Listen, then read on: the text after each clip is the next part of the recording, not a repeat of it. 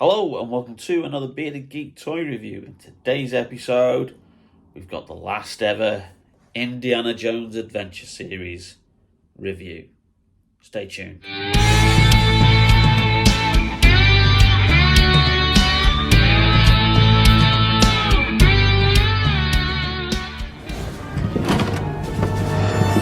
Where is he? Indy? Welcome back to the channel, and as I said in the introduction, this is the last ever review of the Indiana Jones Adventure Series. These are the last two figures that I was after. They have started to be reduced in price. I think Voller is roughly around about £11 on Amazon at the moment, and then both of these are $11.99 on Zavvi.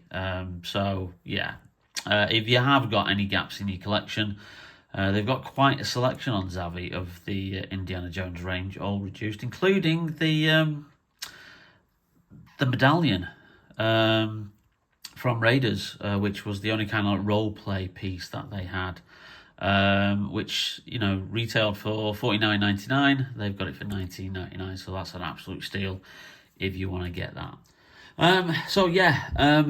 These are the final two figures that I wanted. Takes me up to, I think, 20 figures in the range, sorry. Just leaving 5 figures that I didn't get. Those 5 figures basically being variations of this guy here, Indiana Jones. There was Cairo Fight Indy, which from Raiders, the Temple Room Indy, the Map Room Indy, essentially, from Raiders as well. Possessed Indy from Temple of Doom. Professor Indiana Jones from Last Crusade.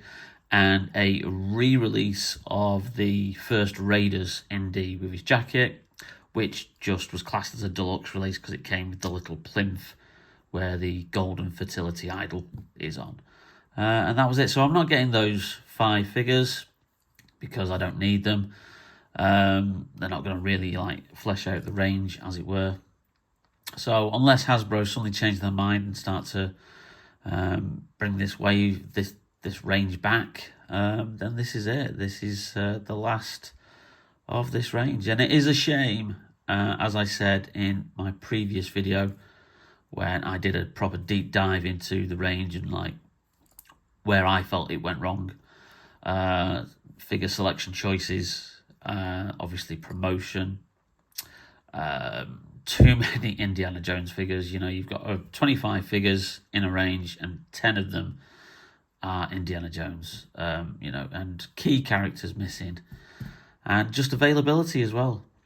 It is just a shame that this line has died, but we live in hope that it will one day perhaps get reinvigorated as a Hasbro Pulse exclusive, and they'll fill in the gaps and they'll at least give us a couple of figures from Kingdom of the Crystal Skull, which is the only film in the franchise that is not represented in the Adventure series. Anyway, enough waffle. Let's just have a quick look at the packaging. Again, it's that standard embossed kind of glossy Indiana Jones logo, and obviously the same with the render of the figure, and the rest of it is that lovely kind of dusty, sandy coloured matte finish with some nice artwork of the characters. Obviously, these two characters are from Dial of Destiny. They have Mads Mikkelsen as Jurgen Voller, who was the chief villain in the film, and you've got Antonio Banderas, who was Renaldo, who apparently was one of Indy's old friends who we'd not seen before. And he's not in the film much, but he does make an impact when he appears on screen. So on the back, you've got obviously what the figures come with and what they look like. This is part of the obviously wave 3, which is the build an artifact wave. So we now have all the 6 figures in that wave, which means that we can finally build our Grail table. So we do have some of the pieces here from other figures in the range, and then the rest of the stuff I'm keeping in my arc. So we've got all the other bits it comes with as well. So we will put that together at the end of the video. But first of all, let's get these figures open. And first of all, I think we'll look at Dr. Jurgen Voller. My memory's a little fuzzy, but your face rings a bell. Are you still a Nazi? You're confused. My name is Schmidt. Professor Schmidt of Alabama University. Professor Schmidt. 170. You should have stayed in New York. 170. You should have stayed out of Poland. 170. Again, all in a cardboard packaging, and that useless bit of paper from Hasbro with safety information on it. That's already on the outside of the box. The figure, yeah, comes in this lovely map printed tissue paper, and then obviously what we've got here is the very, very large piece of the Grail table, and plus some other accessories for the figure. So we'll take a look at that in a bit. And then obviously you've got the instructions of how to build the artifact. So I will really miss this kind of packaging and stuff. Hasbro really did excel themselves with this. I really do love this, like these maps on here. Oh, he's looking a bit sad there, isn't he? Oh, let's just adjust him slightly. And of course, you'll be under no surprise that this is yet another man in the suit. And this is probably going to reuse a lot of the other men in suits that we've had. This does look like it's virtually the same kind of like figure body as Marcus Brody. The jacket looks the same. The legs look the same. The shoes might be slightly different. But that's a very, very good likeness of actor Mads Mikkelsen. And I presume, from the look of him, he does look like the 1944 version of the character. Or was it 1945? Yeah, so obviously, if you've seen the film already, the first opening 20 minutes are obviously flashback of Indiana Jones and his cohort, played by Toby Jones, searching for the Spear of Destiny and infiltrating a Nazi castle, just as obviously the Nazis are starting to like leave because, you know, the war is virtually lost, and they're just grabbing together all these treasures that they've put together. And yeah, and it's when we're also first introduced to this, which is the Archimedes dial, the Antikythera, and that is the concept of this film's MacGuffin, which surprisingly Hasbro never put with a figure. I had to buy that as a 3D printed accessory off eBay, and then I obviously painted it myself. There's a short video of that on the channel. So yeah, it does look like the younger version of Voller. Hasn't got the grey hair, and doesn't have that very, very slight scar that he had on his face, which is virtually unnoticeable unless you kind of really pay attention, because obviously in the opening scene he is on the train that is escaping with all the antiquities, and he gets knocked off quite considerably by the part of a water tower. And then obviously when we see the character again in 1969, when the movie moves back into its you know, then present day, he does have greyer hair, and obviously he has a very, very slight scar on his face, which obviously, you know, shows that, you know, he didn't get away scot-free. So there you go. Yeah, the tie's movable, the torso's movable. Obviously there's movement around with the arms and the legs. It's the standard articulation. So, but yeah, slight glossiness to the face. I will probably just give him a bit of a matte spray. Well, that's a very nice likeness of Mads. I do like Mads Mikkelsen. He's a great actor. There's a great Dutch film that he did. called Another Round, which he plays a teacher who, with his other friends who are also teachers, decide to do this experiment where they drink every single day and they increase the amounts that they drink. And obviously, I won't spoil it for you, but it's a great drama. There you go, more of the map. Will be a shame to see that go. So 2 accessories with Voller. We've got his bag, his satchel, which is where he had part of the Antikythera because he only had half of it. So obviously we can put that on him. Like I said, we've got the Grail piece, part of the Grail display table, so we'll save that for later. And then you've got the glasses, which one thing I really, really liked about this range, same with the Henry Jones Sr. Figure, is that they came with detachable glasses. So it gave you that option. Now let's see if these are as good to put on the character as they're as easy as they are for Henry Jones Sr. And they are. They really, really hug the face, and they literally kind of like rest on the ears there. And yeah, that really is good. Loving that. Obviously what we'll do, we'll just put that through there and then just move his arm through.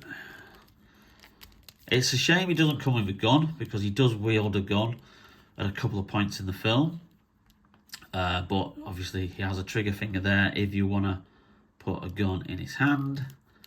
Not surprisingly, Hasbro didn't opt for his final costume in the closing moments of the film, during the climax where he dons his proper Nazi uniform. It's not surprising that we've got him in a plain old brown suit. But there you go, there's Jurgen Voller. It's a man in the suit, but it's a great likeness of Mads Mikkelsen. And obviously it adds to your Indiana Jones collection for Dial of Destiny. So we'll just put Mads over there. And then let's have a look at Renaldo. And now a final triumph. So there's the figure there. Let's just get him out. Put him there. And then this is the very, very big piece here. So this is the Grail table. So that's quite considerable. It's got a bit of a weight to it. We'll leave that there. And I think there is another couple of, probably one more accessory in there for Renaldo. I think it's his walking stick. He only comes with one accessory according to the box. Let's get him open.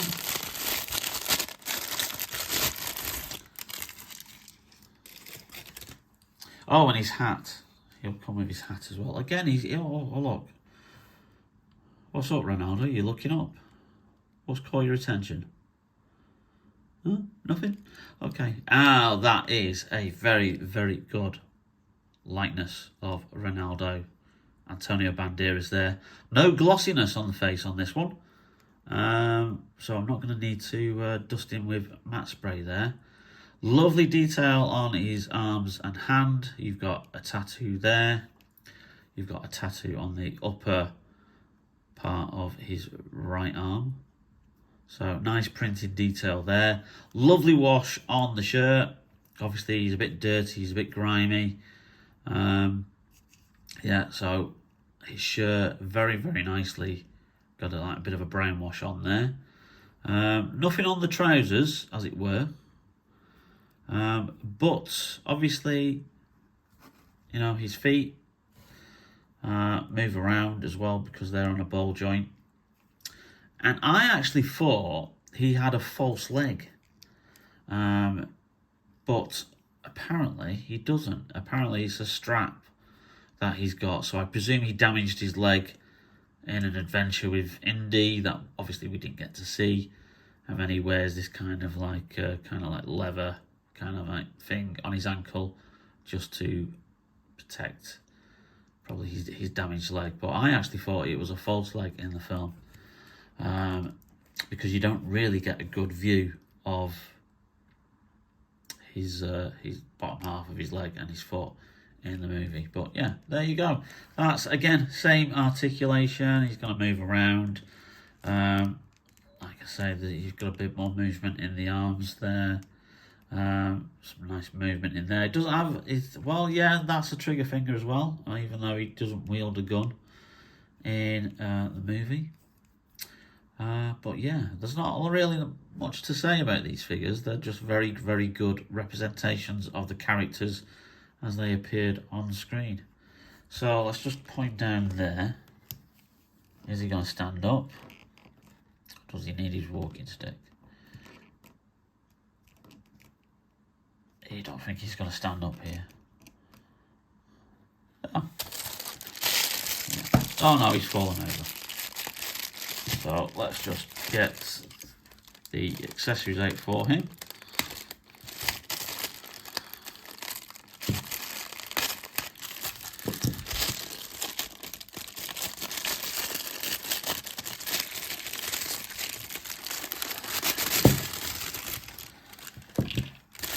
As expected, we have his walking stick, which is just made out of plain light brown plastic. There's no wash on it at all. You got a nice like handle there. Okay, and you've got his cap, which again, a bit of paint detail on the visor of the cap. You can stick that on his head. I think he actually looks better without the cap, actually.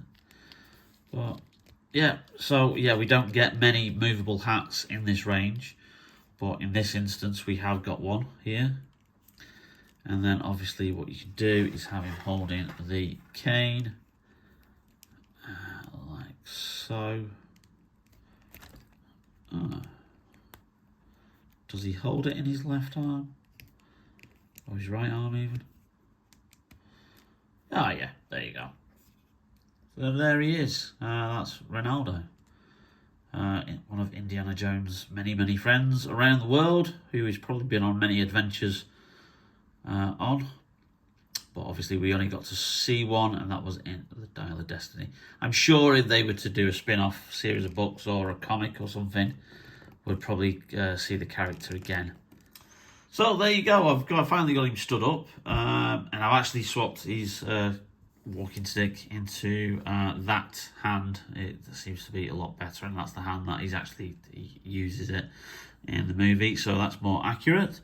So that's the two figures, final figures from Dial of Destiny, and the final figures that from the Indiana Jones Adventure Series range. Anyway, let's get onto the Grail table.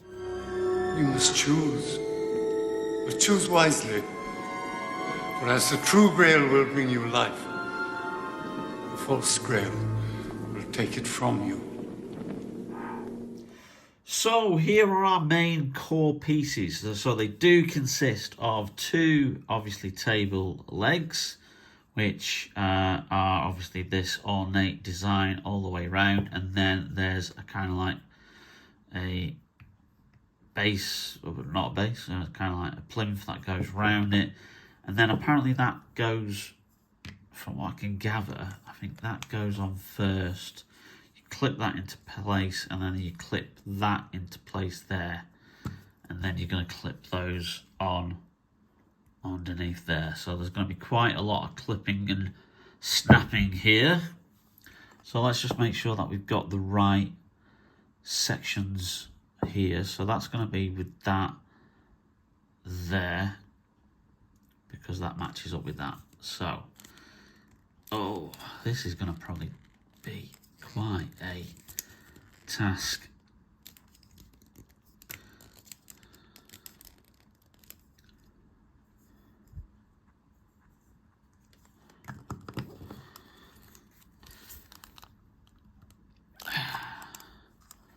Is it going to be that way around? Because it can't be that way around, can it? Because you've got, it's definitely got sections in there where you clip in. So yeah, this is going to take probably quite a bit of force to do. Oh, actually. Oh, it helps if I got it the right way around, you bloody idiot. Oh, what am I like? Okay, so that's going to go into that piece there, is going to clip into that piece there. Ah, there you go. See, it's all better when you actually get the things the right way around. So we've got that one there. So let's make sure that we've got this the right way around. I don't think we have. No, we haven't. Okay. So that's going to go that way. Clip, clip, clip. And then we've got that clipping into there. Let's just... Oh, marvellous.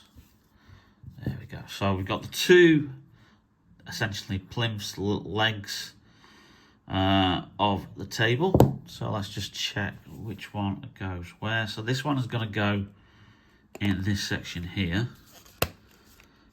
Oh, that's slotted in very, very nice. And then this one's going to go in this section here. Oh, nice click there. Oh, we've got the Grail table all sorted there. This will now click in. This is the piece at the back. So let's just... That slots in very, very nicely. Wow. I actually didn't realise this would be this easy to put together. So... There we go. Let's just move the camera a bit so we've got it all in. Okay, so let's just have a look in the arc. Close your eyes. Oh, let's tip out all the pieces there, except we don't want the Peacock's Eye diamond. That's from Temple of Doom. We don't want the antidote. We're not being poisoned. Let's put that back in there. Move that over there. So here we have, obviously, all the different pieces from that belong on the Grail. So these will slot in on here. These ornate plates. Okay, there we go. And then we've got all the different things to put on. So you've got, obviously you've got that there. Some of these will fit in with the indentations of where they go.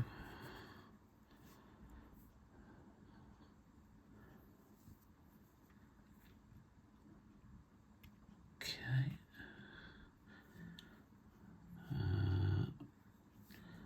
That one's going to go there, I think.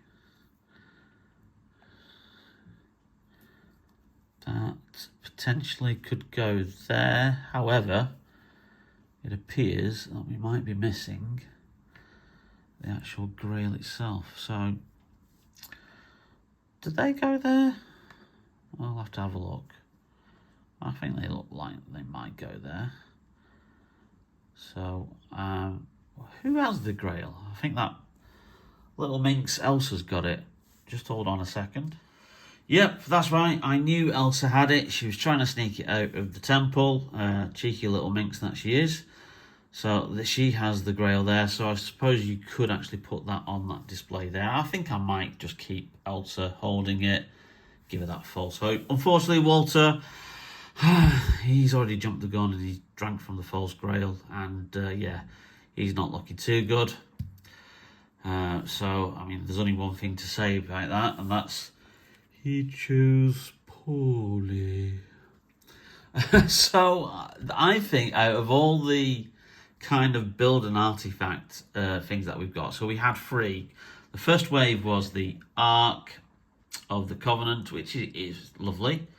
Then we had, obviously, the Skull temple, kind of like ornate thing for the Shankara stones. Which I have the skull all made up. I just don't have the Shankara stones because they come with the possessed indie. I don't like that figure. I'm not going to get it. I'll probably make some Shankara stones myself out of, like, you know, a little bit of like brown or orange plasticine, which will certainly like do the trick.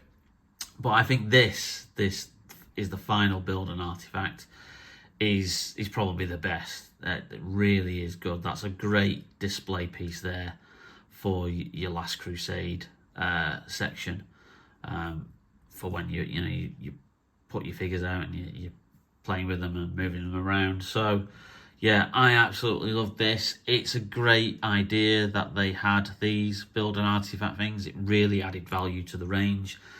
It's a shame we didn't get anything from Kingdom of the Crystal Skull, because I think the ideal thing for a build and artifact there would have been the Crystal Skull with Skeleton on the Golden Throne. That would have been absolutely fantastic to have that. But yeah, it's just one of those things that, we've not got that. So it is a shame. But yeah, I think that's a brilliant final piece to round off the Indiana Jones Adventure Series collection. Like I said, I really hope that Hasbro change their mind or start to do some Pulse exclusive to the website. Even just do a couple of twin packs, to just fill in some gaps. If you're not going to retail, then you're keeping it online exclusives, and perhaps like Disney won't be as sensitive to not do certain characters. Like Dietrich from Raiders, and Mola Ram from Temple of Doom. But yeah, we'll just have to keep our fingers crossed. But I really do think that probably the range is done. But I'm glad they released them. I'm glad that we've got these core figures, because it has probably been the best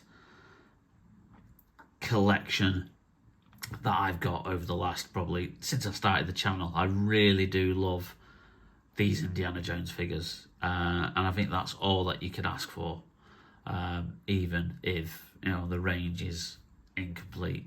They did an absolute bang up job with most of the figures in this range, with the accessories that they had with them, with the sculpts, the designs, the build and artifacts. They really, really did knock it out of the park.